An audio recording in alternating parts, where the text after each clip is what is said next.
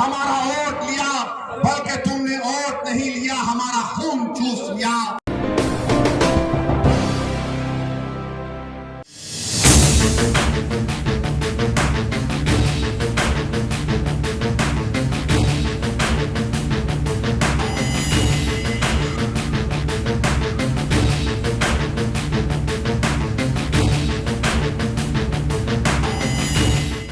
آپ کا کوئی نیتا بنا، مجلس یہی چاہتی ہے کہ آپ کے درمیان میں کسی کو ایک نیتا بنایا جائے، آپ کی ایک سیاسی لیڈرشپ کو، قیادت کو مضبوط کیا جائے، جو ان تمام نام نہاد سیکولر پارٹیوں سے آزاد ہو۔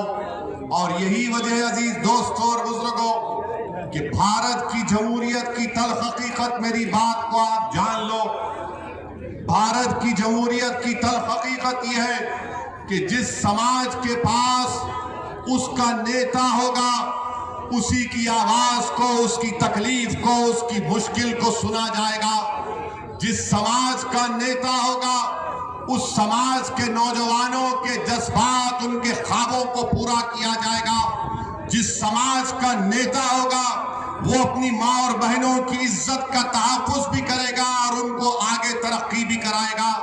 یہ بھارت کی جمہوریت کی تلخ حقیقت ہے۔ اگر کسی سماج کا کوئی نیتا نہیں ہے، کوئی سیاسی طاقت نہیں ہے، تو حقیقت یہ ہے کہ اس سماج کا نام مسلمان ہے، جس کے پاس نہ ان کا کوئی نیتا ہے، نہ ان کے پاس اپنی کوئی سیاسی قیادت ہے۔ مجلس یہی بات کا پیغام آپ کو دینی آئی ہے۔ آپ پوچھیں گے اسد الدین اویسی تمہاری بات میں سچائی کیا ہے بتاؤ؟ میں دو مثال آپ کو دوں گا۔ حالیہ 1 مہینہ پہلے بھارت کے پردھان منتری نے اپنے منتری منڈل میں تبدیلی لائی اور اتر پردیش سے انوپریا پٹیل کو منسٹر بنایا۔ کیوں بنایا؟ کیونکہ مودی جانتے تھے کہ بغیر کرمی ووٹ کے اتر پردیش کے چناؤ میں ان کو فائدہ نہیں ہو سکتا۔ وہیں پر آگرہ کے رکن پارلیمان سانسد باگل صاحب کو منتری بنایا، کیونکہ مودی جانتے تھے کہ بغیر باگل سماج کے وہ ان کو اسمبلی میں الیکشن میں فائدہ نہیں ہوگا۔ میرے عزیز دوستوں اور بزرگوں، ہمارا معاملہ یہ ہے کہ ہم کو ڈرایا گیا،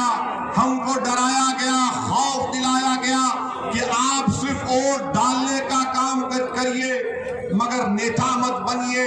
مجلس آپ کو بتانے آئی ہے کہ آپ نے ووٹ ڈالا مگر آپ کو نیتا بننے نہیں دیا گیا۔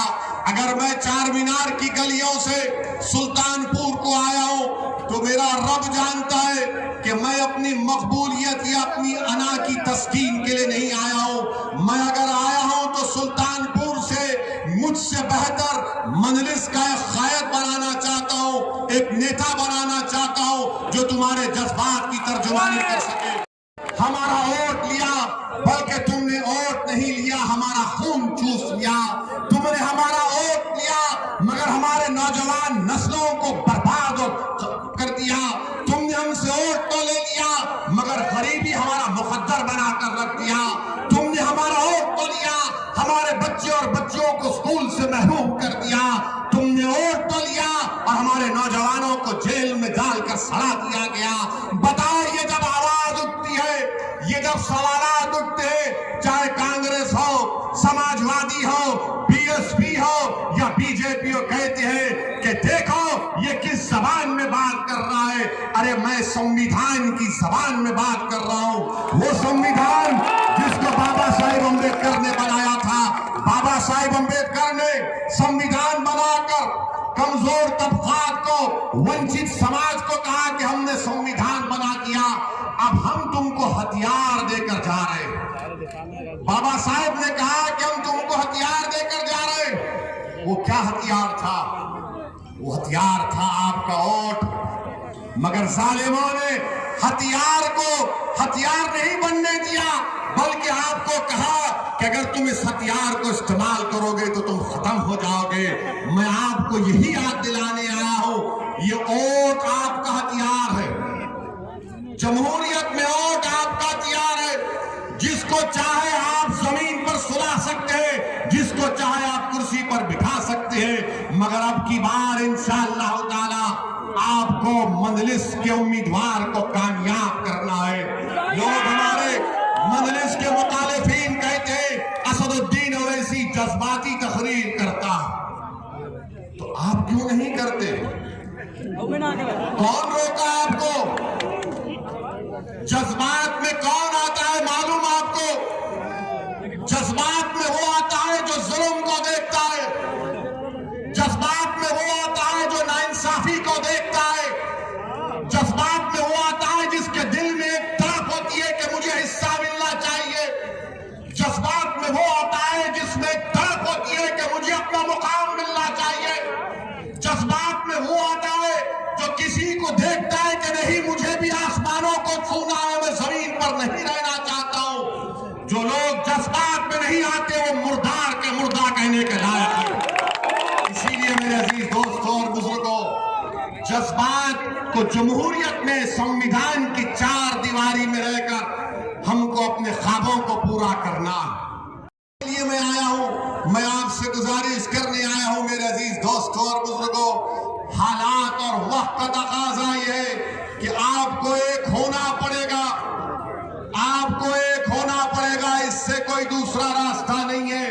मिलेंगे, याद रखो मेरी इस बात को कि इत्तेहाद जिंदगी है, इंतशार मौत है। इत्तेहाद जिंदगी है और इंतशार मौत है। ये सुल्तानपुर की एक तारीखी सरजमीन है, ये औलिया अल्लाह की सरजमीन है। यहाँ पर बुजुर्ग हजरत अलाउद्दीन बल्खी, हजरत महमूद बल्खी, पांचों पीरन जिसको कहा जाता है, तारीखी सरजमीन है। ये सुल्तानपुर की वो तारीखी सरजमीन जहां पर सन 57 की जंग आजादी के लिए यहाँ के उस वक्त के जिम्मेदारों ने कसम खाई थी कि वतन अजीज से अंग्रेजों को उखाड़ कर फेंकेंगे। ये सुल्तानपुर की अजीम सरजमीन जहां पर शीतल मल्ला ने आजादी की लड़ाई में अपनी जान और अपनी एक एक चीज को कुर्बान किया।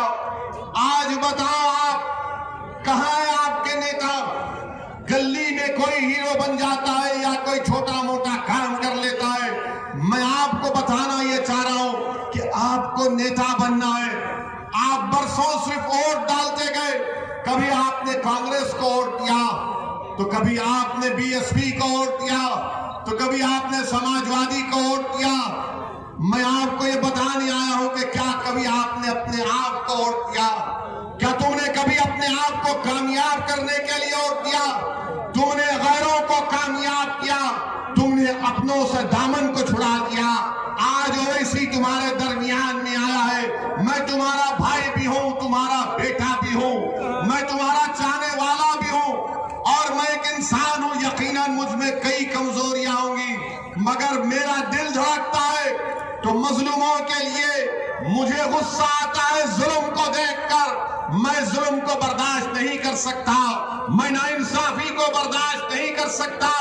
इसीलिए मजलिस के मुखालिफिन कहते हैं कि असदुद्दीन ओवैसी की जबान कड़वी है।